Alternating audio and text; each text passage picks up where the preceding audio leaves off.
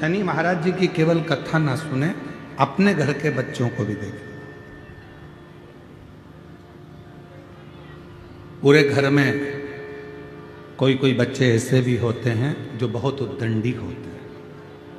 माँ समझा रही है, नहीं मान रहे, पिता समझा रहे हैं, नहीं मान रहे, रिश्तेदार आए दिन कोई ना कोई बात लेकर आ जाते हैं, कोई ना कोई बात लेकर।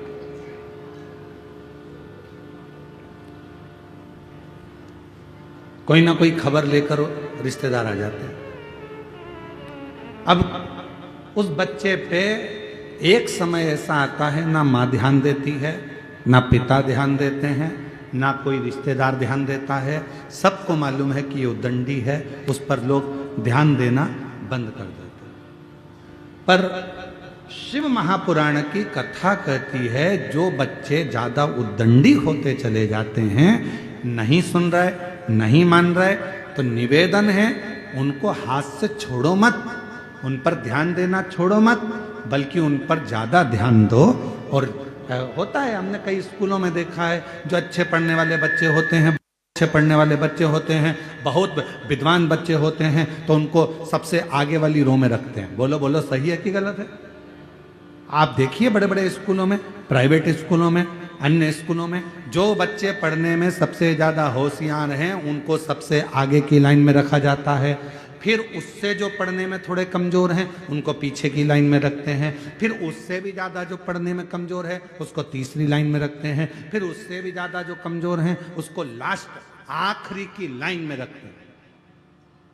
बोलो जम के, सही है कि गलत है? पर होना क्या चाहिए? जो पढ़ने में होशियार है, पहले से उसमें बुद्धि अच्छी है, तो उसको तुम्हारे ध्यान केंद्रित करने की जरूरत ही नहीं है, इसको करो पीछे। और जो पढ़ने में होशियार नहीं है, जो जानता नहीं है, जो पढ़ना जानता नहीं है, उसको रखो आगे। तो टीचर हो तुम, बार बार टोकोगे, समझाओगे, देखोगे, ध्यान दोगे, तो जो नहीं पढ़ने वाला भी है वो भी एक दिन पढ़कर अव्वल निकल सकता है, आगे बढ़ सकता है। पर टीचरों ने करा क्या? एक उल्टी रीति अपनाई। जो पढ़ने में होशियार है ए नंबर में, जो पढ़ने में कम होशियार है वो बी नंबर में, जो पढ़ने में और कम होशियार है वो सी नंबर में, और जो पढ़ने में एकदम गड़बड़ है वो डी नंबर में। सबसे आखिरी में उसको बिठाया जो पढ़ने में होशियार है ही नहीं। पर जरूरत क्या थी? उस बच्चे को पढ़ाना है तुम्हें। टीचर का मतलब क्या हुआ? शिक्षक का मतलब क्या हुआ? आप एक अच्छे शिक्षक हैं और अच्छे टीचर हैं, और आपका स्कूल इतना अव्वल में चल रहा है, तो वहां जरूरत किसको है? जो पढ़ने में होशियार कम है उनको होशियार बनाने की, जो पढ़ने में कमजोर हैं उनको मजबूत बनाने की, जो पढ़ने में एकदम डल हैं उनको प्रखर बनाने की। पर प्रत्येक जितने भी स्कूल हैं प्राइवेट, जितने भी स्कूल हैं, सारे स्कूलों में एक नियम आ गया, अच्छे पढ़ने वाले बच्चों को आगे रखो और जो बिल्कुल पढ़ने में डल हो उनको पीछे रखो। नियम होना चाहिए जो बिल्कुल डल हैं उसको आगे रखो, जिससे पीछे से पढ़ने वाले बच्चे भी उसको प्रेशर देंगे, इधर से तुम प्रेशर दोगे, तो दोनों के बीच में वो बच्चा पढ़कर एक ना एक दिन कलेक्टर, एसपी, आईजी, डीआईजी और कमिश्नर बनकर बैठ सकता है। पर हमारे स्कूलों में दूसरा क्रम कर दिया, पढ़ने वाला सबसे आगे। वो तो पहले से ही पढ़ने में होशियार है, तो उसको तो तुम्हें कुछ बताने की जरूरत ही नहीं पड़ेगी। शिक्षक को, टीचर को मेहनत किसके साथ करना पड़ती है? जो एकदम डल है, पढ़ने में कमजोर है, उसके लिए जरूरत है।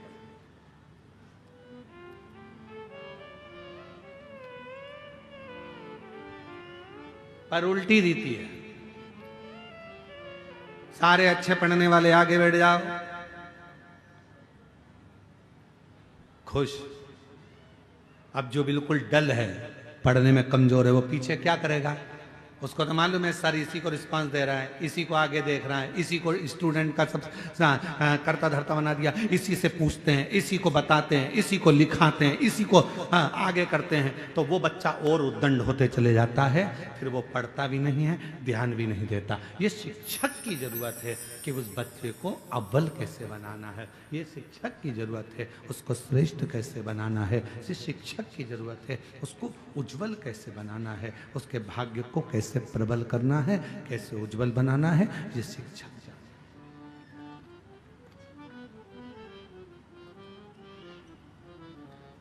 ये उसके ऊपर निर्भर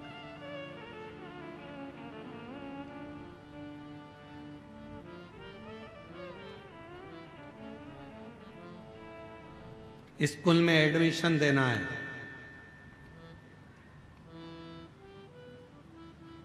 क्या आता है तुम्हारे बच्चे को? क्या आता है तुम्हारे बच्चे को? माँ बोलना आता है, पिता बोलना आता है, नमन करना आता है, प्रणाम करना आता है, संस्कारों में ढला हुआ है। इसको और कुछ सिखाया है? स्कूल में लेकर आए हैं, आप इसको जो सिखाएंगे मेरा बच्चा वो सीखेगा और एक न एक दिन उच्च अधिकारी बनकर विराजमान जरूर होगा, ये निश्चित है। आप मेहनत तो करो। आप और हम मेहनत नहीं कर पा रहे। आज का जमाना इतना विचित्र है कि हर व्यक्ति को सब कुछ रेडी चाहिए, एकदम बनाओ, सब रेडी। शादी में भी लोग कब जाते हैं? एक दूसरे को फोन लगाकर पूछ लेते हैं, एक दूसरे को फोन लगाकर पूछते हैं क्यों? रिसेप्शन चालू हो गया क्या? पार्टी चालू हो गई क्या? अब उनको ये मतलब नहीं है कि दूल्हा आया कि नहीं आया, दुल्हन आई कि नहीं आई, वरमाला हुई कि नहीं, कौन आया कौन नहीं आया, कौन समझा कौन नहीं समझा, उसे कोई मतलब नहीं है कि कौन आ रहा है कौन नहीं आ रहा है, कौन वरमाला हो रही है, कौन रिश्तेदार है, उसे कोई मतलब नहीं। उसको तो एक ही चीज, क्यों रिसेप्शन चालू हो गया क्या, भोजन चालू हो गया क्या, सब रेडी मिल जाए तो व्यक्ति वहां पहुंच जाए। माता पूजन में जाना है, नवरात्र देवी जी का पूजन है, शादी में माता पूजने के लिए जाना है, क्यों फोन लगा के पूछेंगे क्यों बाहर निकल गए क्या, माता पूजन चालू हो गई क्या, बैंड बाजे चल दिया क्या, बस एकदम रेडी होना चाहिए तो चल दिए। हर व्यक्ति को, बच्चों को क्या चाहिए, पापा तुम हमारे लिए ये दुकान डाला दो, मम्मी तुम हमारे लिए ये कर दो, बहू कहती है मम्मी तुम हमारे लिए ये कर दो, मम्मी मेरा हाथ का हार बना दो, मम्मी मेरी पाटली बना दो, पापा मेरे लिए ये कर दो। अब कोई तुम्हारे बच्चों से पूछे या तुमसे कोई कहे कि तुम कह रहे हो पापा मेरे लिए ये कर दो, मम्मी मेरे लिए ये कर दो, एक दिन माँ बाप तुमसे कह दे कि बेटा लिख के दे दे, आज मैं जो कर रहा हूं इतना क्या तुम मेरे लिए कभी जिंदगी में करेगा कि नहीं करेगा? तू भी तो लिख कर दे कि इतना कर पाएगा जो मैंने करा।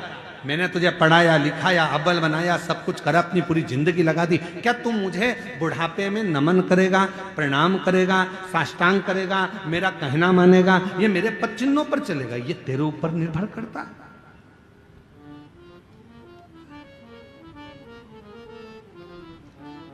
और हम वंचित हैं, वंचित।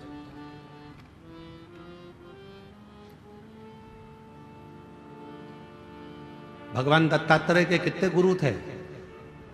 जम के बोलो जल्दी से, कितने? दत्तात्रेय भगवान के 24 गुरु थे। कितने? जम के बोलो जरा सब। 24। उस 24 गुरु में से दत्तात्रेय भगवान ने एक वैश्या को भी गुरु बनाया था, पिंगला।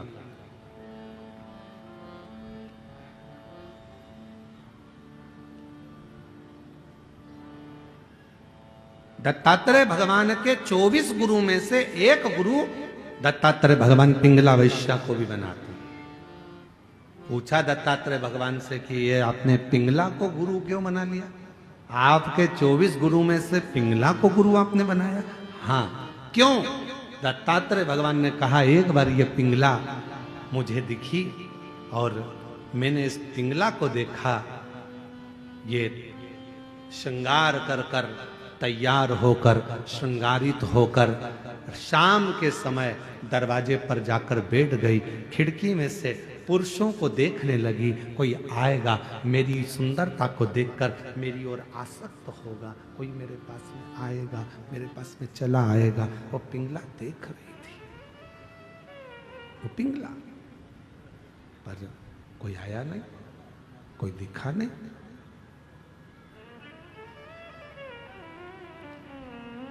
एक दिन निकल गया, दूसरा दिन आया, दूसरे दिन भी कोई नहीं पहुंचा, कोई नहीं, तीसरे दिन भी कोई नहीं पहुंचा।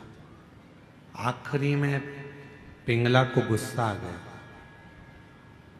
और पिंगला ने विचार करा कि मैं रोज सज धज कर पुरुष का इंतजार करती हूं, कोई आता नहीं है।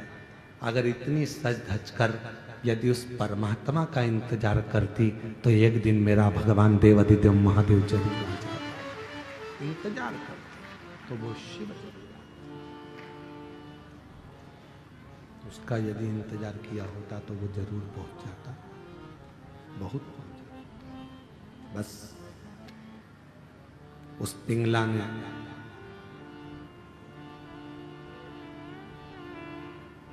वेश्यालय को छोड़ दिया,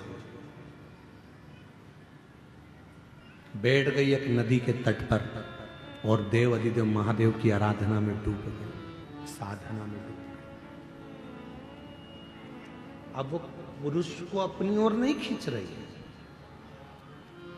अब वो पुरुष को अपनी ओर लेकर नहीं आ रही, अब वो परमात्मा को अपनी ओर लेकर आ रही।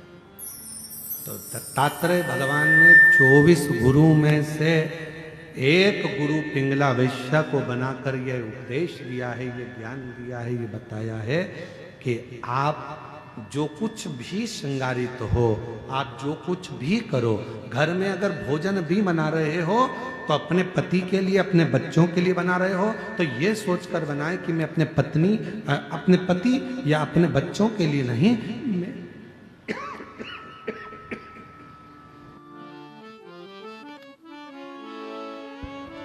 मैं देवाधिदेव महादेव के लिए बना रही हूं, मैं भगवान देवाधिदेव महादेव के लिए भोजन बना रही हूं, मैं भगवान शंकर के लिए भोजन बना रही हूं,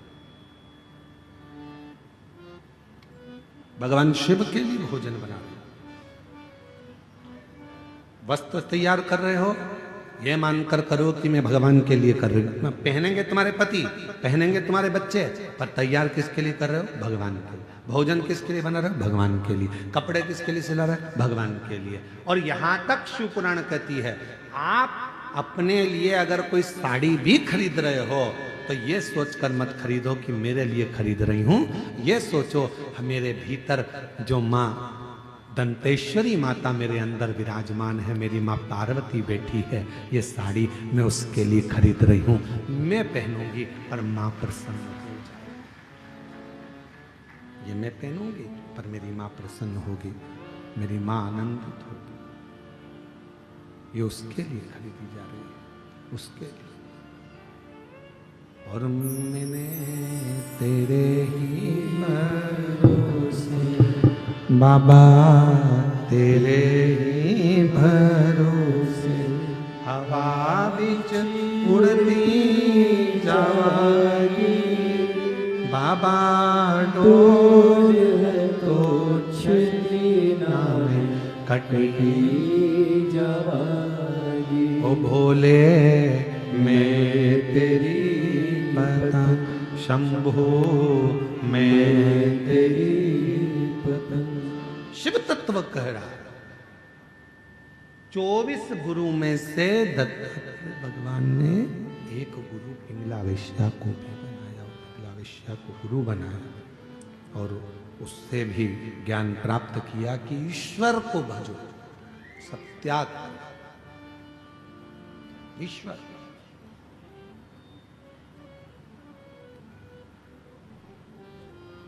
जरा उत्तर दीजिएगा आप लोग सभी।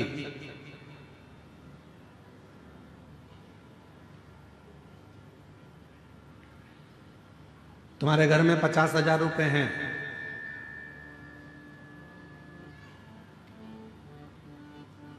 कोई बीमार पड़ गया घर के अंदर, हॉस्पिटल लेकर चले गए, इलाज चालू हो गया, दवाइयां भी आने लगी, गोलियां भी आने लगी, हॉस्पिटल का खर्चा भी निकलने लगा, सब कुछ। अब डॉक्टर ने तुमसे कह दिया कि इसकी अंतिम सांसें चल रही है और इसके पास में अब समय नहीं है, और तुम डॉक्टर से कहो कि गुरु डॉक्टर साहब मेरे से 1 लाख रुपए ले लो, मेरे से 2 लाख रुपए ले लो, मेरे से 5 लाख रुपए ले लो, मेरे से 4 लाख रुपए ले लो, इसको ठीक कर दीजिए, इसको थोड़ा सही कर दीजिए, ऐसी कृपा कर दीजिए कि ये बिल्कुल ठीक हो जाए, ऐसा कुछ कर दो, मेरे से पैसे ले लो और इसको ठीक कर दो। भगवान भोलेनाथ कृपा करो, इसको ठीक कर दो। मेरे से 2 लाख रुपए ले लो, 5 लाख रुपए ले लो, परंतु इसको ठीक कर दो। अब उस जगह पर पैसा काम नहीं आएगा, उस जगह पर तुम्हारा धन काम नहीं आएगा। डॉक्टर कहेगा मेरा काम मैं कर रहा हूं, दवाइयां भी दे रहा हूं, इंजेक्शन भी लगा रहा हूं, बोतल भी चढ़ा रहा हूं, सारी तैयारी कर रहा हूं, पर ये पैसा अब यहां काम नहीं आ रहा। अब तो यहां क्या काम आएगा? तो शास्त्र कहता है धन कमाना सरल है, पैसा कमाना सरल है। किसी के यहां जाकर मेहनत करोगे 200-500 रुपए दे देगा, कोई दुकान पर काम करोगे 200-500 रुपए दे देगा, हमाली करोगे 200-500 रुपए मिल जाएगा। शिव महापुराण की कथा कहती है पैसा कमाना सरल है, पर पुण्य कमाना दुनिया का सबसे कठिन काम है। सबसे कठिन काम है पुण्य को कमाना। क्यों?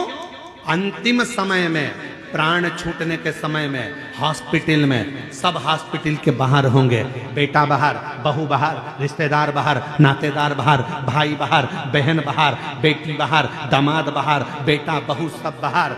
हॉस्पिटल के अंदर जब मशीनें लगाई जाएगी, अकेले पलंग पर आईसीयू में पड़े होगे, वेंटिलेटर पर पड़े होगे, उस समय पर तुमने कितना पैसा कमाया वो वहां काम नहीं आएगा। उस समय पर अंतिम बिंदु में काम आएगा कि तुमने अपनी जिंदगी में पुण्य कितना कमाया। वो पुण्य तेरे सामने आकर खड़ा हो जाएगा और वो पुण्य तुझे श्वास देना प्रारंभ कर। पुण्य, पैसा कमाना कठिन नहीं है मेरी बहनों, मेरे जीजाओं, मेरी जीजियों। पैसा कमाना सरल है। यहाँ छत्तीसगढ़ का हमको नहीं मालूम, हमारे मध्य प्रदेश का मालूम है हमको। मध्य प्रदेश में हमारे यहाँ जो गरीबी रेखा के अंतर्गत आते हैं उनको गेहूं फ्री मिलता है, कम शुल्क में शक्कर मिलती है, कम शुल्क में, निःशुल्क, कम पैसे में, थोड़े बहुत पैसे में उनको गेहूं मिलता है, उनको शक्कर मिलती है, उनको तेल मिलता है। यहाँ मिलता है? अरे बोलो तो जम के, आवाज नहीं आई, और जम के बोलो। मिलता है। झोला लेके तुम सीधे दुकान पर पहुंच गई, जहां पर मिलता है वहां पहुंच गई, वो दे देगा क्या तुमको? जम के तो बोलो, नहीं देगा। क्या कहेगा? डायरी ला। वो कौन सा एक डायरी होती, पीली पीली है, परमिट, आधार कार्ड, राशन कार्ड। हाँ, परंतु राशन कार्ड भी पीला और लाल ऐसा कुछ चलता है कि वो उसी पे दवाई की व्यवस्था होती है, उसी पे फ्री में इसकी व्यवस्था होती है, ऐसे ही ना कुछ। तो वो कार्ड लेकर जाओगे तो तुमको फ्री में चावल मिल जाएगा, धान मिल जाएगी, फ्री में शक्कर मिल जाएगी, फ्री में तुमको तेल मिल जाएगा। वो कार्ड तुम्हारे पास में होना चाहिए। और अगर कार्ड नहीं है, कार्ड है तो हॉस्पिटल में भी तुमको पूरी व्यवस्था मिल जाएगी। कार्ड है तो इतने लाख तक की तुम्हारी बीमारी का खर्चा सरकार उठाएगी। क्यों? कार्ड है तो तुम्हारी बीमारी का खर्चा भी सरकार उठाती है। कार्ड है तो तुम्हें खाने को भी देती है, कार्ड है तुम्हें पीने को भी देती है, कार्ड है शक्कर भी देती है, कार्ड है तो तेल भी देती है, कार्ड है तो पानी फ्री, कार्ड है लाइट फ्री। उसी तरह जैसे तुम्हारे पास कार्ड है तो सारी व्यवस्था सरकार करती है, उसी तरह तुम्हारे मुख में श्री शिवाय नमस्तुभ्यम है तो पूरी व्यवस्था महादेव करते हैं। पूरी व्यवस्था महादेव करते हैं। तुम्हारे पास कार्ड है, व्यवस्था मिल जाए, कार्ड है, व्यवस्था मिले। जो समझदार हैं, जिनके घर में मोटरसाइकिल भी है, 4 व्हीलर है, तो भी उनने कार्ड बनवा रखा है। बोलो तो नहीं जीजिए, सही है कि गलत है? और जिसके यहां पर झोपड़ा है, कुछ खाने का भी नहीं है, वो आज तक फाइल लेके घूम रही है, सर मेरा कार्ड बना दो, सर मेरा कार्ड बना दो, सर मेरा कार्ड बना दो, सर मेरा कार्ड बना दो। उसके घर में कुछ नहीं है और वो कार्ड के लिए घूम रही है। और जिसके पास सब कुछ है, गाड़ियां हैं, बंगला है, दौलत है, धन है, और उसके घर के 4 कार्ड बने, इलाज फ्री, खाना फ्री, ये फ्री, वो फ्री, वो फ्री। वो तड़प रही है कार्ड के लिए। उसी तरह धन कमाना सरल है, पैसा कमाना सरल है, पैसे को एकत्रित करना बहुत सरल है, पर पुण्य कमाना बहुत कठिन है। पुण्य कैसे कमाओ? और पुण्य मतलब कार्ड। पुण्य कैसे कमाओगे? कार्ड कैसे बनाओगे? कार्ड बनाने के लिए याद रखना, आज के समय में अगर कार्ड बनवाना है तो तुम्हारी पहचान अच्छी होना चाहिए। पहचान है तो सील ठप्पे लग के कार्ड तैयार हो जाएगा।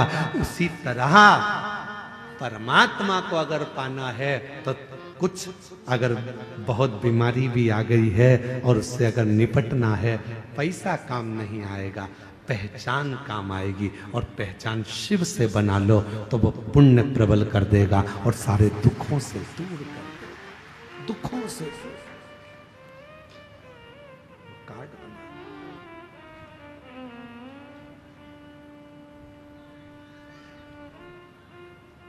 बहुत दिन हो गए शिव से बिछड़े, बहुत दिन हो गए भोले से बिछड़े, भोले से बिछड़े, शंभू से बिछड़े, भोले से बिछड़े, शंभू से बिछड़े, भोले से बिछड़े, शंभू से बिछड़े, भोले से बिछड़े, शंभू से बिछड़े, बहुत दिन हो गए भोले से बिछड़े, बहुत दिन हो गए भोले से बिछड़े, बहुत दिन हो गए भोले से बिछड़े, बहुत दिन हो गए भोले से बिछड़े। पैसा मूल्य नहीं है, पैसा कमाना सरल है, पर पुण्य कमाना बहुत कठिन है, बहुत कठिन है। कैसे पुण्य कमाओगे? पुण्य कैसे एकत्रित करोगे? पुण्य को कैसे बढ़ाओगे? ये तुम्हारे ऊपर निर्भर करता है, तुम्हारे ऊपर। बहुत कठिन है पुण्य कमाना, पुण्य एकत्रित करना।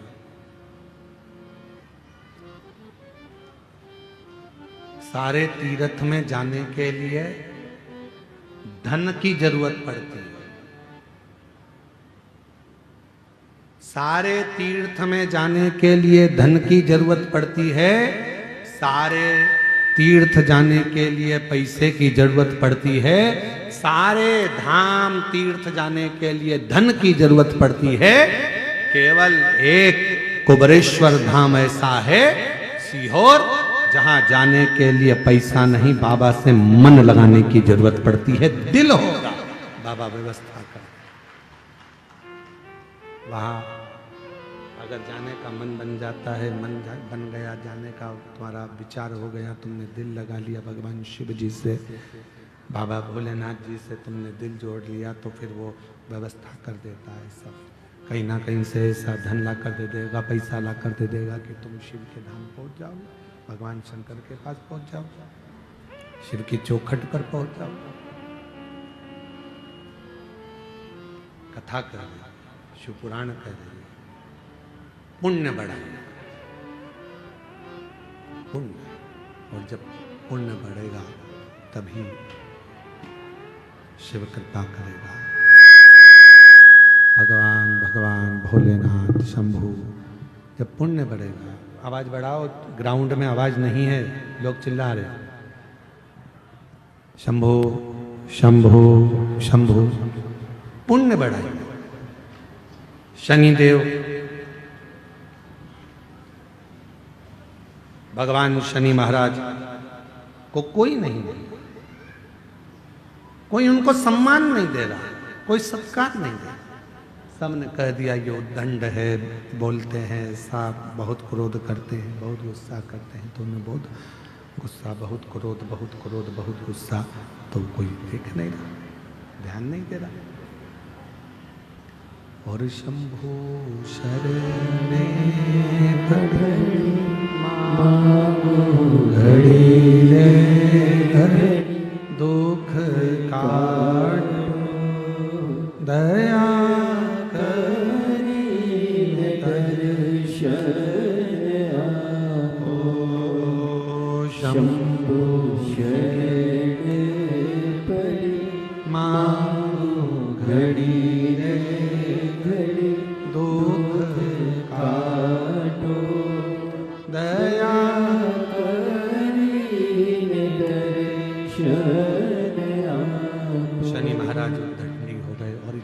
उद्दंड शंकर शनि महाराज, कोई देवता उनको नहीं मिल रहा, कोई भी नहीं। तो क्या शनि महाराज को कोई पूछे ना, कोई कुछ बोले ना? इतनी उद्दंडता समझ नहीं आए। कोई नहीं पूछे, कोई नहीं बोलता। पर शनि महाराज जब उद्दंडित कर रहे, कोई पूछ नहीं रहा, कोई बोल नहीं रहा। समझो, शंभो शरण पड़ी मांगो घड़ी रे घड़ी, दुख का दया करीन दर्शन आपो। शंभो शरण पड़ी मांगो घड़ी रे घड़ी, दुख काटो दया करीन दर्शन आपो। शनि महाराज ने उद्दंडता करी, इतनी उद्दंडता करी, कोई देवता उनको पूछ नहीं। अब शनि महाराज ने विचार कर लिया कि यदि कोई पूछ नहीं रहा, कोई जान नहीं रहा, तो शनि महाराज ने तब सूर्य नारायण भगवान के कहने पर, भगवान सूर्य नारायण के बोलने पर शंकर भगवान की आराधना और साधना करना प्रारंभ किया, शिव किया। और याद रखना, जिस बच्चे को लोग नकार देते हैं, जिस बच्चे को लोग पूछना बंद कर देते हैं, जिस बच्चे का लोग सम्मान नहीं करते हैं, जिस बच्चे का लोग सत्कार नहीं करते हैं, सेट हो गया? थोड़ा आवाज बढ़ा दो।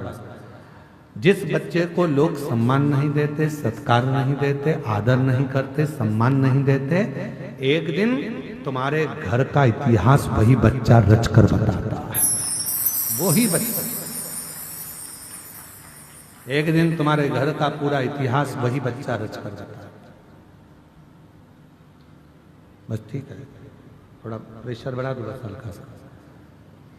वही बच्चा तुम्हारे घर का इतिहास रचता, वही बच्चा। अपनी बहनों में भी देखो, जिस बहन को लोग अच्छा नहीं मानते, ये कोई काम की नहीं है, इसको कुछ नहीं आता, ये ऐसी है, जिसको पूरे घर के लोगों ने नकारा, उसका ससुराल इतना जोरदार मिलता है कि लोग भी देखते रह जाते हैं। बहन का ससुराल इतना, वो तो ऐसी है, दिखने में भी अच्छी नहीं लगती है, और रंग भी सांवरा है, और ना उसको ये आता है ना वो आता है। मैं तो इतनी पढ़ी लिखी, मैं इतनी एजुकेटेड, और मालूम पड़े तेरे को मिल गया जो मिलना था भैरू महाराज। और उसको क्यों? क्योंकि वो उसको समझे न खा रहा, उसको किसी ने नहीं दिया, उसको किसी ने आदर नहीं दिया, सम्मान नहीं दिया, पर उसको उसके अंदर निष्कपट भाव था, वो ईर्ष्या नहीं रखती थी, उसके अंदर कोई ईर्ष्या का काम नहीं था। तो वो भगवान के भजन में और भगवान की भक्ति में डूबी रहती थी, और उसको कोई मतलब नहीं था। और वही हुआ, आखिरी में उसको परमात्मा ने साथ दे दिया, आखिरी में भगवान ने उसको साथ दे दिया, आखिरी में परमात्मा उसका साथ दे दिया।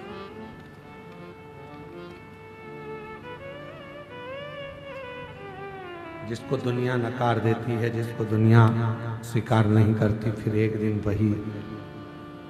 वही कुछ अच्छा कर दिखा, कुछ अच्छा।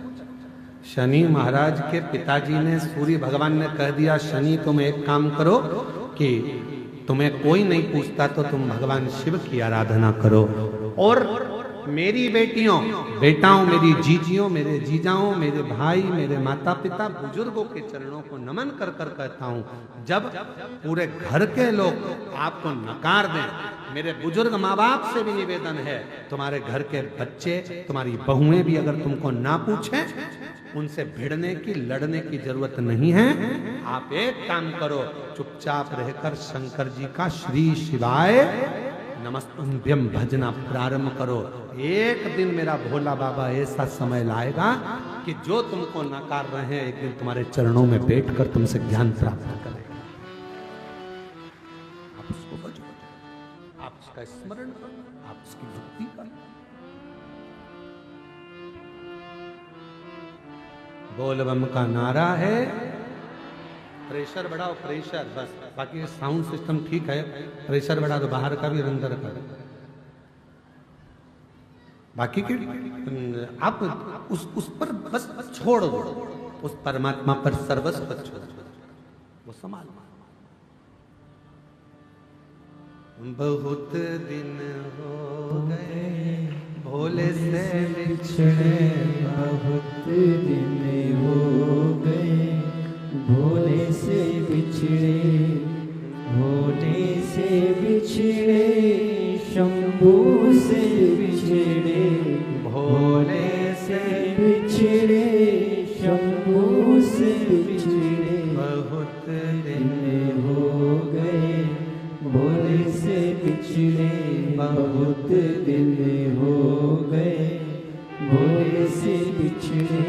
मेरे भोले बाबा को सांप ही भावे, मेरे भोले बाबा को सांप ही भावे, मेरे भोले बाबा को सांप ही भावे, मेरे भोले बाबा को सांप ही भावे। बहुत दिन हो गए सांप को देखे, बहुत दिन हो गए सांप को देखे, बहुत दिन हो गए भोले से बिछड़े, बहुत दिन हो गए भोले से बिछड़े। बस उससे प्रार्थना करना प्रारंभ कर दो, फिर वो स्वीकार कर लेगा, फिर वो स्वीकार।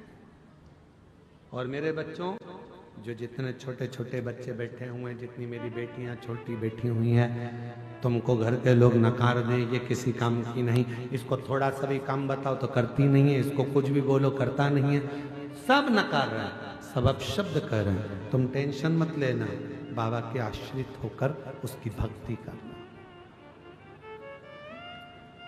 बाल्य अवस्था से शनि महाराज ने शंकर भगवान की अविरल भक्ति करना प्रारंभ कर। शिव की भक्ति के बिना शनि महाराज एक पल नहीं रहते। 12 ज्योतिर्लिंग में एक ज्योतिर्लिंग काशी का विश्वनाथ मेरे शनि महाराज ने स्थापित करा है। इतनी अविरल भक्ति शनि महाराज की शिव के प्रति, इतनी अविरल भक्ति।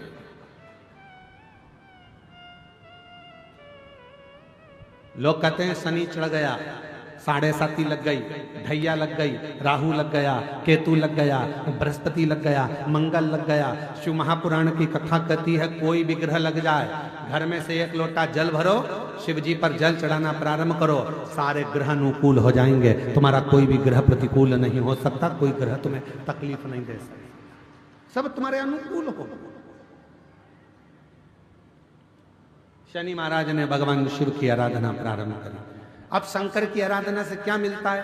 तो अब शनि महाराज की जिंदगी कैसे पलट रही है जरा देखिए। शिव जी की जैसे जैसे आराधना करना प्रारंभ करी, उसी समय पर राजा चित्ररथ ने देखा शनि महाराज को, तो शनि महाराज को देखकर राजा चित्ररथ ने अपनी बेटी का विवाह शनि महाराज के साथ कर दिया, अपनी बेटी का।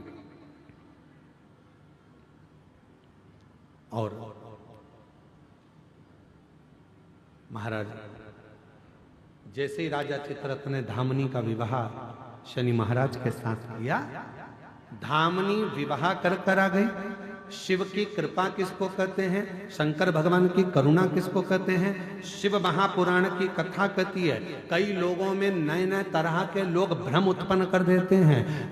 हमने देखा है कई कई गांवों में ऐसा भ्रम उत्पन्न कर देते हैं, कुंवारी लड़की शंकर जी के सामने मत जाना, कुंवारा लड़का शिव जी को जल चढ़ाने मत बैठना, कुंवारी लड़की शिवलिंग पर ये मत चढ़ाना, कुंवारा लड़का शंकर जी पे ये मत चढ़ाना। शिव महापुराण की कथा कहती है कुबेर जी महाराज कुंवारे थे, जिन्होंने आराधना करी तो कुबेर का सिंहासन मिल गया। ध्यान रखना, लंकापति रावण जब मंदोदरी से शादी नहीं करे, कुंवारे थे, शिव की आराधना करी तो सोने की लंका मिल गई। जरा विचार करना, कुंवारी अवस्था में जो कन्या, जो वर, जो स्त्री, जो पुरुष बाल्य अवस्था से ही, कुंवारी अवस्था से ही शंकर के शिवलिंग की आराधना करते हैं, शंकर के शिवलिंग पे जल चढ़ाते हैं, पूजन करते हैं, उनकी जिंदगी में कभी उनको डूबना नहीं पड़ता, कभी वो परेशान नहीं रहते, विवाह होने के बाद भी सुख की जिंदगी जीते, दुख की जिंदगी नहीं।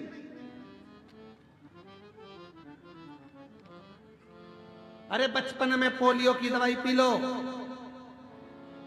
तो जवानी और बड़ा अधेड़ी और बुढ़ापा अच्छा निकलता है। और पोलियो वाले भी रोज चिल्ला चिल्ला कर कहते हैं, बोलो, बोलते कि नहीं बोलते, जन्म लिए बच्चे से लेकर 5 वर्ष तक के बच्चे को पोलियो की दवाई निःशुल्क पिलाई जाएगी। पोलियो की दवाई पियो वरना हाथ पैर से विकलांग हो जाओगे। बोलो, बोलते कि नहीं बोलते? अरे जम के तो बोलो, बोलते हैं ना। क्या बोलते हैं? जन्म लिए बच्चे से लेकर 5 वर्ष तक के बच्चे को पोलियो की दवाई निःशुल्क पिलाई जाएगी, नहीं पियोगे तो हाथ पैर के विकलांग हो जाओगे। उसी तरह शिव महापुराण भी कहती है, जिसका जन्म नहीं हुआ, जो गर्भ में पड़ा है, गर्भ में जो बैठा है, उससे लेकर जो मर रहा है उस तक के व्यक्ति को शिव पुराण की कथा सुनाई जाएगी। पोलियो की दवाई नहीं पियोगे तो हाथ पैर से विकलांग हो जाओगे, शिव पुराण नहीं सुनोगे तो अपने सनातन धर्म से विकलांग हो जाओगे, सनातन धर्म तक नहीं पहुंच पाओगे, उसको समझ नहीं पाओगे, अपने संस्कारों को नहीं जान पाओगे, अपने सनातन भाव को नहीं समझ पाओगे, और अन्यथा एक दिन टूट कर गिर जाओगे, कहीं अन्य धर्मों में पहुंच जाओगे।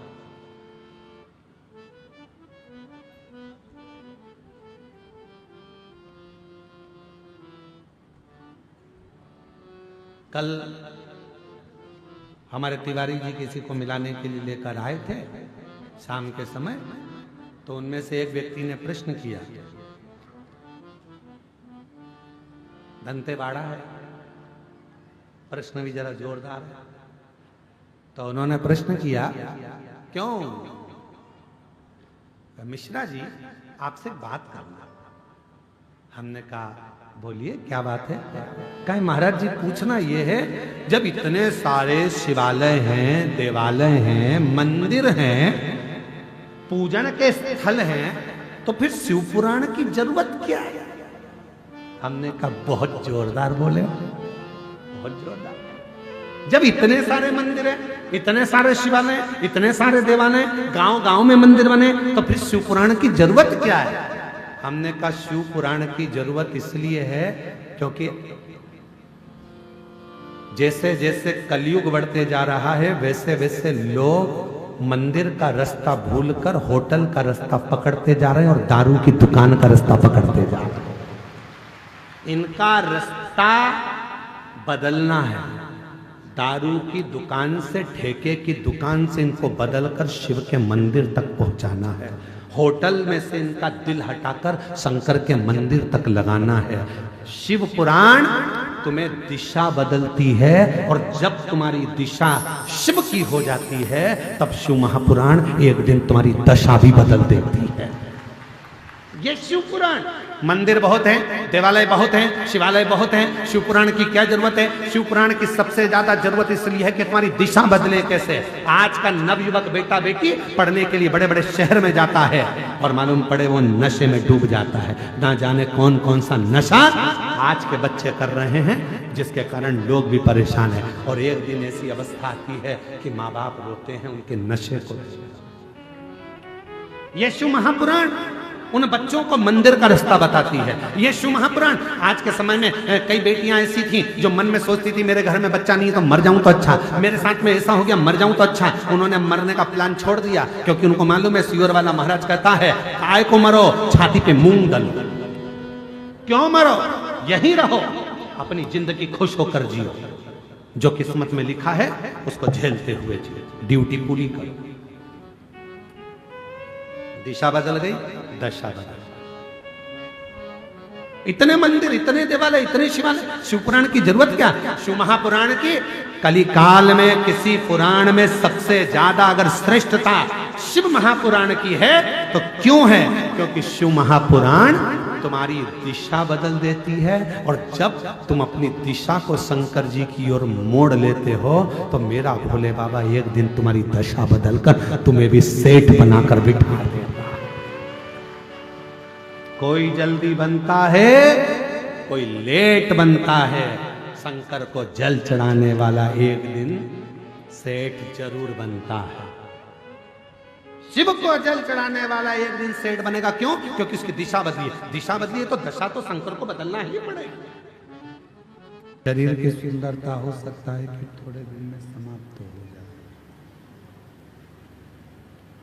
पर संस्कारों की जो सुंदरता होती है, संस्कारों की जो सुंदरता है, वो संस्कारों की सुंदरता कभी अंतिम क्षण तक भी समाप्त नहीं होती है। प्रेशर बढ़ाओ, प्रेशर नहीं आ रहा है सभी जगह। शरीर की सुंदरता हो सकता है कि एक समय ऐसा आए कि वो शरीर की सुंदरता सब धरी की धरी रह जाए, पर शिव महापुराण की कथा कहती है संस्कारों की जो सुंदरता है, वो संस्कारों की सुंदरता कभी समाप्त नहीं, वो सुंदरता हमेशा रहती है। वो सुंदरता कभी समाप्त नहीं होती, कभी भी। इसलिए महापुराण की कथा कहती है, भगवान शंकर का चरित्र कहता है, शिव तत्व कहता है, शंकर भगवान का पवित्र चरित्र वर्णन कर रहा है, भगवान शंकर का पवित्र चरित्र कह रहा है। जितना बन सकता है अपने संस्कारों को प्रखर करने का प्रयास है। यह शिव महापुराण की जो शुरुआत हुई, शिव महापुराण का जो प्रारंभ हुआ, वो 16 संस्कार से हुआ।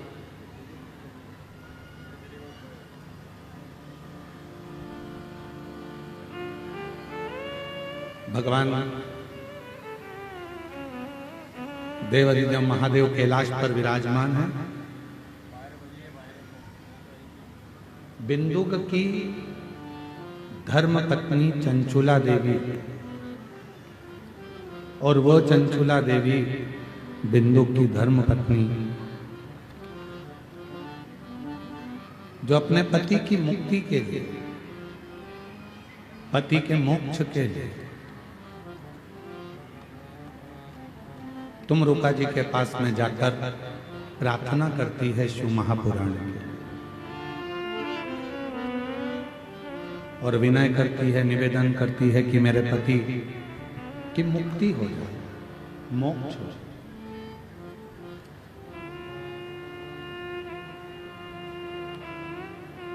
पर तमरुका जी ने कहा कि कथा तो मैं कह दूंगा, मना नहीं है, पर इसका कोई यजमान तो बने। यदि इसका कोई यजमान बन गया, इसका कोई यजमान पद ग्रहण कर लिया, तो मुझे कथा कहने में दिक्कत ही नहीं।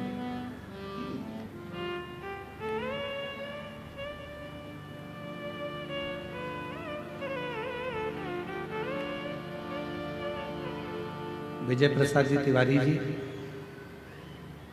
शिव महापुराण जवाब लेने के लिए आए थे कि हमारे बस्तर क्षेत्र में, दंतेवाड़ा क्षेत्र में शिव महापुराण की कथा होना चाहिए। हमारा क्षेत्र वनवासी और आदिवासियों का क्षेत्र है। तब आपने एक बात कही थी, हमने पूछा था कि ये कथा कौन करवाए, तो हमारे श्री विजय प्रसाद तिवारी जी बोले थे, गुरु जी मैं तो इस कथा को नहीं करा सकता, पर इतना जरूर है कि दंतेश्वरी माता इस कथा को अपने क्षेत्रवासियों के लिए जरूर है।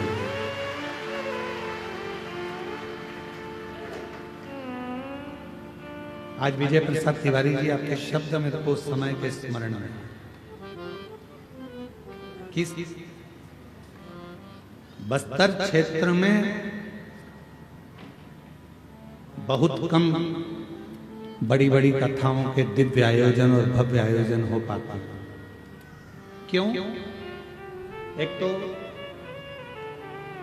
शब्दों को समझना, आदिवासी वनवासी क्षेत्र में विचारों को समझना और कथा उनकी जिंदगी में उतारना बड़ा कठिन है। दूसरा, पूरे जंगल क्षेत्र में दूर दूर घर बसे होते हैं, आने जाने का साधन भी इतना नहीं मिल पाता है कि कोई बहुत संख्या में लोग पहुंचे।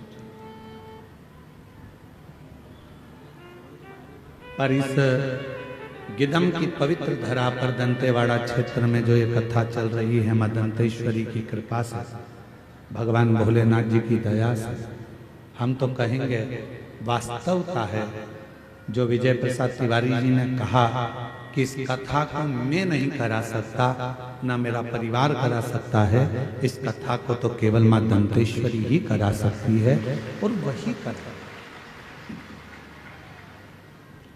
उसके सिवा कोई कर भी नहीं सकता। और कृपा की ना होती जो तुम्हारी तो सुनी रहती अदालत तुम्हारी, गरीबों के दिल में जगह तुम छुपाते तो किस दिल में होती इबादत तुम्हारी, दया की न होती जो आदत तुम्हारी। अगर मेरे शिव कृपा ना करते, अगर मेरे बाबा करुणा ना करते, अगर मेरे बाबा दया ना करते, तो फिर ये कथा होना बहुत मुश्किल। शिव महापुराण की कथा की शुरुआत ही 16 संस्कार से।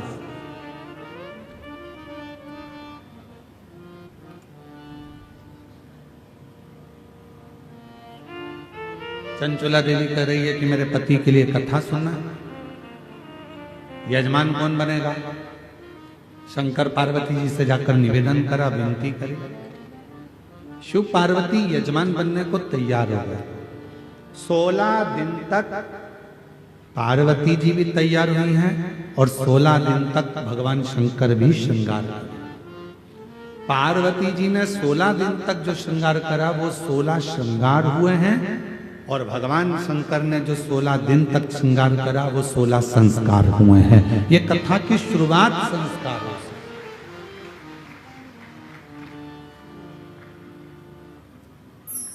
इसलिए शायद शिव महापुराण की कथा कहती है कि शरीर से ज्यादा सुंदरता संस्कारों में होती है।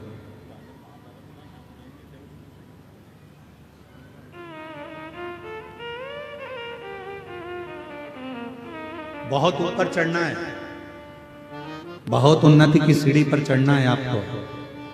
एकदम अकड़ कर चढ़ोगे कि झुक कर चढ़ोगे? जम के बोलो जरा। अगर पहाड़ के ऊपर चढ़ना है, अकड़ कर चढ़ोगे तो पीछे की पीछे लुढ़क जाओगे, गिर जाओगे। इसलिए ऊंचाइयों पर चढ़ने के लिए थोड़ा झुकना पड़ता है। उसी तरह उन्नति की सीढ़ी पर चढ़ने के लिए जगत में झुककर चलना पड़ता है, तब ऊपर बढ़ सकते। आप बहुत ऊपर जाना चाहते हो, बहुत उन्नति की सीढ़ी पर चढ़ना चाहते हो, बहुत आगे बढ़ना चाहते हो, बहुत तरक्की करना चाहते हो, तो आपको थोड़ा झुककर चलना पड़ेगा। थोड़ा झुककर चलना। नम्रता के साथ चलो, अपने शुद्ध विचारों के साथ चलो, शुद्ध भाव के साथ चलो। और जब आप नम्रता के साथ में, शुद्ध विचारों के साथ में, शुद्ध भावों के साथ में जब चलोगे तो जीवन एक आनंद की ओर बढ़ता चले। हम क्या कर रहे हैं? अकड़ कर चलना चाह रहे हैं।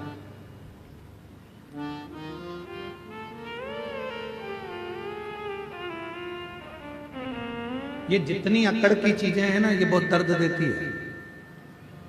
ये पांव ज्यादा अकड़ते हैं तो दर्द देते हैं, हाथ अकड़ते हैं तो दर्द देते हैं, ये पीठ अकड़ती है तो दर्द देती है, पंजा अकड़ता है तो दर्द देता है। ये जितनी अकड़ की चीजें, ये दांत ज्यादा अकड़ते हैं, खा जाऊं खा जाऊं खा जाऊं, तो ये भी तकलीफ देते हैं। संसार में जितनी अकड़ की चीजें हैं, ये सब तकलीफ देने वाली हैं। और जिसने अपनी जिंदगी में नम्रता धारण कर ली, वो कभी तकलीफ नहीं देती। जैसे हमारी जिह्वा नम्रता रखती है, नम्र भाव रखती है, इसलिए वो कष्ट नहीं देती है, वो कष्टता नहीं देती। उसमें नम्रता है, नम्रता का भाव है उसके अंदर, वो नम्रता के अंतर्गत रहती है, उसके अंदर नम्रता है। नम्र रहो।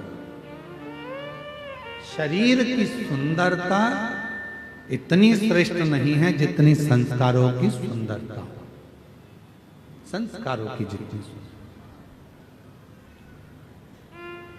आप में से कितनी माताएं बैठी हैं और कितने मेरे जीजा जी बैठे हैं, कितनी मेरी बेटियां, कितने मेरे बेटा और कितनी मेरी माताएं, कितने मेरे बुजुर्ग बैठे हैं। आपके घर के बच्चे सुबह उठकर आपको प्रणाम करते हैं। कितनी माताएं बैठी हैं, जरा हाथ तो उठाओ जरा, जिनके बच्चे सुबह उठकर प्रणाम करते हो। मम्मा प्रणाम, धोक लगाई, प्रणाम किया, नमन किया, उठते से ही हर हर महादेव बोला, जय श्री राम बोला, जय श्री कृष्णा बोला, जय मां दंतेश्वरी बोला, श्री शिवाय नमस्तुभ्यम बोला, कुछ भी बोला। पर सुबह से उठकर अपने माँ बाप को जो प्रणाम करते हैं, कितनी माएं बैठी हैं जिनके बच्चे रोज प्रणाम करते हैं? जरा हाथ उठाओ तो जरा, बहुत कम है, बहुत कम। रखो हाथ नीचे। आज से नियम बनाओ, अपने बच्चों को थोड़ा झुकाना चालू करो। जो बांस, जो बांबू गीला होता है, नम होता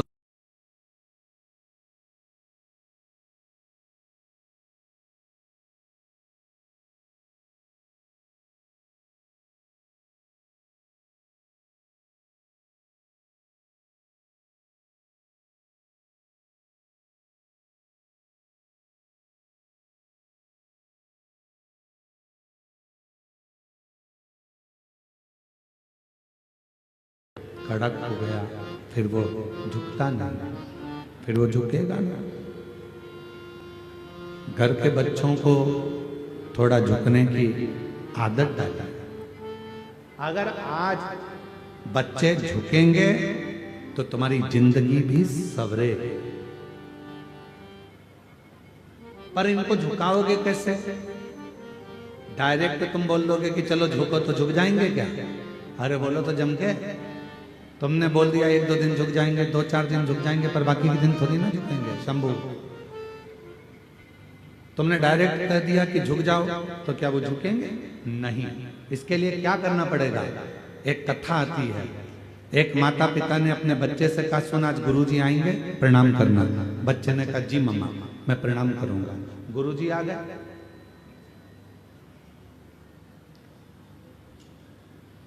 पिताजी ने कहा चलो गुरुजी को प्रणाम करो। बच्चे ने कहा नहीं करना। क्यों? तू तो कह रहा था कि मैं गुरुजी को प्रणाम करूंगा, फिर क्यों नहीं करना? मेरे को नहीं करना। पिताजी ने समझाया, बेटा अपने गुरुजी हैं, प्रणाम कर। नहीं कर रहा। पिताजी ने 2 थप्पड़ दिए रखकर, अपने गुरुजी और प्रणाम नहीं कर रहा, नहीं कर रहा। थोड़ी देर बाद माँ ने समझाया, बेटा अपना गुरुजी हैं, प्रणाम करो। नहीं करा। जब नहीं करा, माँ ने भी 2-4 थप्पड़ दे दिए रखे। माँ ने भी 2-4 थप्पड़ दिए। फिर भी प्रणाम नहीं करा। चलो बेटा प्रणाम करो, नहीं करा, फिर माँ ने मारा। इतने में गुरुजी देख रहे थे कि माँ भी उसको मार रही है, पिता भी उसको मार रहे हैं। तब गुरुजी ने कहा क्यों मार रहे हो? कहा प्रणाम नहीं कर रहा। इतने में गुरुजी ने कहा वो प्रणाम नहीं कर रहा तो मत करने दो, कम से कम तुम दोनों तो प्रणाम करो। और जैसे ही माँ बाप ने झुककर प्रणाम करा, इतनी देर में बच्चे ने साष्टांग दंडवत कर लिया।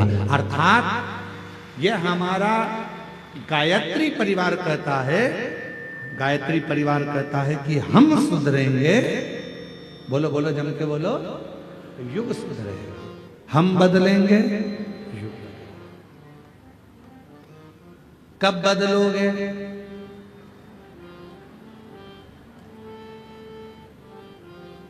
अरे बोलो तो जम के, कब से? पक्का? क्या करोगे? पहले तुम्हारे घर के बड़ों के आगे झुकना प्रारंभ करो, तो तुम्हारी औलादें तुम्हारे आगे झुकना प्रारंभ करेंगी। के बच्चों को संस्कार दो।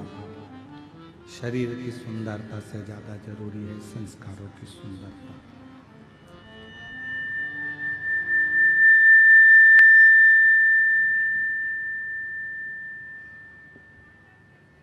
और जब संस्कारों की सुंदरता बढ़ती है,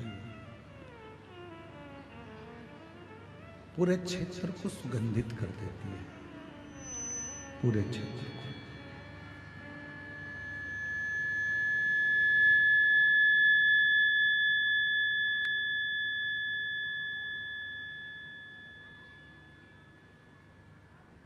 संस्कारों की सुंदरता केवल घर तक सीमित नहीं रहती।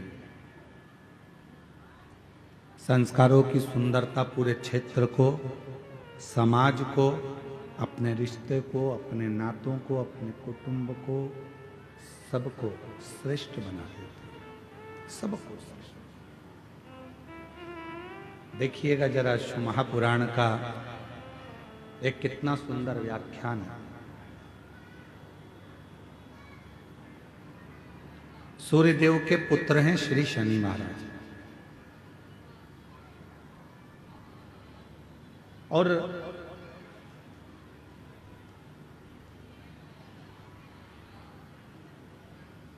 बचपन से ही शनिदेव बड़े क्रोधी रहे, बहुत क्रोध उनके अंदर रहा, बहुत। कुछ भी देखते थे गुस्सा कर देते थे, कुछ भी बोल देते थे। अब धीरे धीरे धीरे धीरे शनिदेव महाराज का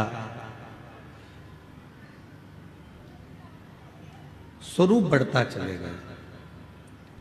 कभी माता को अपशब्द कह देते, कभी पिता को अपशब्द कह देते, कभी भाई को अपशब्द कह देते, कभी बहन को अपशब्द कह देते।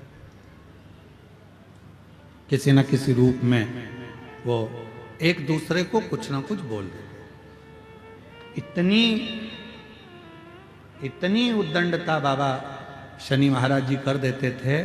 माता पिता से ऐसा ऐसा कह देते थे कि माता पिता के हृदय में भी कछोटपन उत्पन्न हो जाता था। कोई देवता शनिदेव को सम्मान नहीं देते थे, कोई भी। पंडाल की आवाज बढ़ाओ।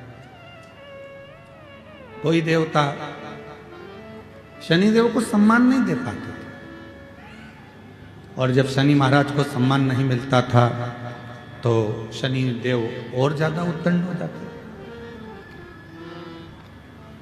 शनि महाराज ने सूर्य नारायण भगवान के कहने पर शिव की साधना करना प्रारंभ। अब भगवान शंकर भगवान की साधना कोई साधारण है क्या? कहते हैं जिस समय पर हम भगवान शिव को जल चढ़ाने के लिए शंकर जी के मंदिर में पहुंचते हैं और शिव जी को जल चढ़ाने के लिए जब हम शिव जी के मंदिर में पहुंचकर शंभु जल समर्पित करते हैं, भगवान शंकर को जब हम जल चढ़ाते हैं, यदि पूर्ण ध्यान को केंद्रित कर कर हम शिव को जब जल अर्पित करते हैं तो हमारी तप, साधना, आराधना, व्रत अपने आप पूर्ण हो जाते हैं और शिव उस व्रत का, उस साधना का, तप का फल हमको प्रदान करते हैं। शिव उस फल को देना।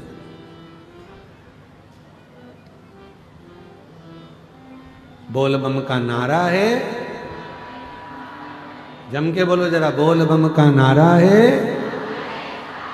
सारी समस्या का हल श्री शिवाय नमः। शनि महाराज ने नियम बना लिया शिव जी की आराधना करने का, साधना करने का, पूजन करने का, और इतनी तप साधना में शनि महाराज जी डूब गए कि भगवान ने उन पर कृपा करना प्रारंभ कर दी। जिसने शिव की दिशा को स्वीकार कर लिया, जिसने भगवान शंकर की दिशा को स्वीकार कर लिया, जो शिव की दिशा की ओर अग्रण्य हो गया, मेरे भोले बाबा ने एक ना एक दिन उसकी दशा को बदल दिया। दशा को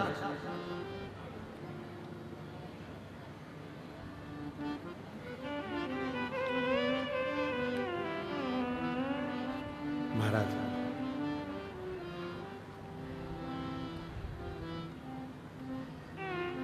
शिव जी ने कृपा करना प्रारंभ कर दिया। राजा चित्ररथ ने शनि महाराज जी को देखा और शनि महाराज जी को देखकर राजा चित्ररथ ने अपनी कन्या धामनी का विवाह शनि महाराज के साथ पक्का कर दिया। अब शिव जी की कृपा जब होती है तो धीरे धीरे धीरे धीरे भोले बाबा जब हाथ पकड़ते हैं तो धीरे धीरे धीरे धीरे उसको उन्नति की सीढ़ी पर चढ़ाते जाते। अब देखिएगा, जब धामनी के साथ में विवाह हो गया, शंकर शनि महाराज जी विवाह कर आ भी गए। शंभु शंभु शंभु शंभु शंभु शंभु शंभु। विवाह कर कर डिले कम कर दो, आवाज क्लियर कर दो, प्रेशर बढ़ा दो। शंभु शंभु।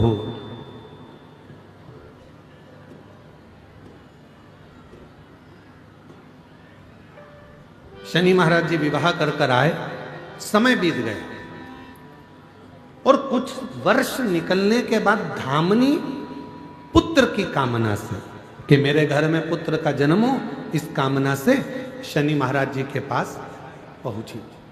पर शनि महाराज जी साधना में लीन थे, धामनी को देखा भी नहीं। जब धामनी पर ध्यान नहीं गया, धामनी को जब देखा नहीं, ध्यान गया ही नहीं शनि महाराज का धामनी के ऊपर। धामनी बहुत देर तक खड़ी रही शनि महाराज जी के पास, पर धामनी को देखा भी नहीं। क्रोध आ गया धामनी को। जैसे ही शनि महाराज जी उठकर खड़े हुए और धामनी को क्रोध आया और धामनी ने कहा, शनिदेव, तुम्हारी अर्धांगिनी धर्म पत्नी तुम्हारे पास में खड़ी थी और आपने अपनी दृष्टि तक नहीं दी, देखे तक नहीं हो। मैं श्राप देती हूं धामनी, आपकी दृष्टि कुदृष्टि हो जाए, जिसको देखे वो बर्बाद हो जाए। जिस पर तुम्हारी दृष्टि पड़े वो बर्बाद हो जाए। जैसे ही धामनी ने श्राप दिया, शनि महाराज जी ने अपने नेत्र को नीचे कर लिया।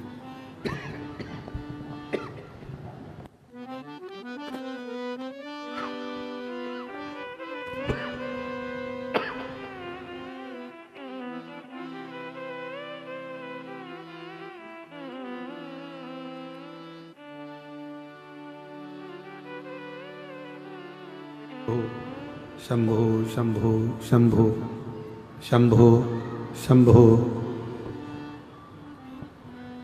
शनि महाराज जी ने अपनी दृष्टि को नीचे कर लिया और जैसी दृष्टि नीचे हुई,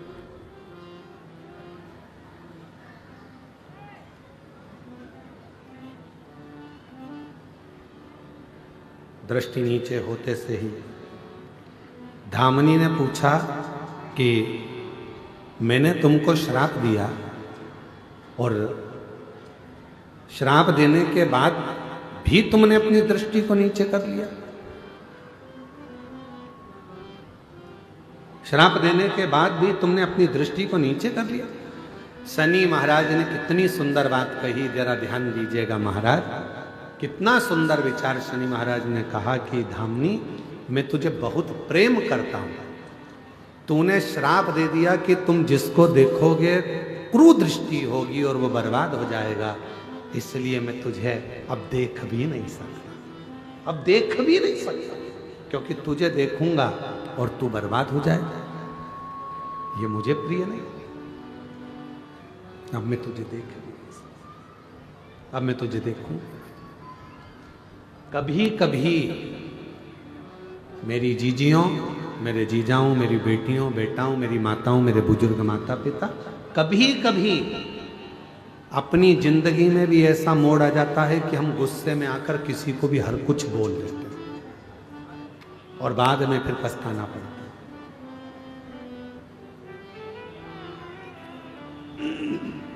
कुछ भी। कई माताएं तो अपने आप को कोसती रहती हैं। हमने कई जीजियों को देखा है, वो अपने आप को कोसती हैं, जरा सा भी दुख आया ना अपने आप को कोसने लगती हैं। भगवान ना जाने कहां ऐसों से पाला पड़ा, मेरी तो जिंदगी बर्बाद हो गई, हे भगवान ऐसी नरक की जिंदगी जी रहा, अपने आप को कोस रहे। हे भगवान काय का जीवन दे दिया, हे भगवान तूने मुझे ऐसा बना दिया, हे भगवान किस घर में मेरी शादी कर दी, हे भगवान ऐसा पति मिल गया, हे भगवान ऐसी पत्नी मिल गई, हे भगवान ऐसे बच्चे मिल गए। कभी कभी माता अपने बच्चों को भी कोसती हैं, बैठ बैठ ऐसी औलाद पैदा करी भगवान, में तो परेशान हो गए, अपने आप को कोस रहे, अपने आप। क्यों कोसना? भगवान देव अधिदेव महादेव की कथा कहती है, शिव जी ने अच्छा परिवार दिया, कुटुंब दिया, रिश्ते दिए, नाते दिए, घर दिया, तुम्हें अच्छा बनाया, 2 रोटी भगवान खाने को दे रहा है, पेट भर रहा है, इससे ज्यादा और क्या चाहिए? उसको देखो जो दोनों हाथ पैर से विकलांग होकर पड़ा हुआ है, उसको देखो जो सुन नहीं सकता, उसको देखो जो देख नहीं सकता, उसको देखो जो रोग ग्रसित होकर हॉस्पिटल में भगवान से अपने प्राणों को मांग रहा है, और तुम अपने आप को कोस रहे, अपने आप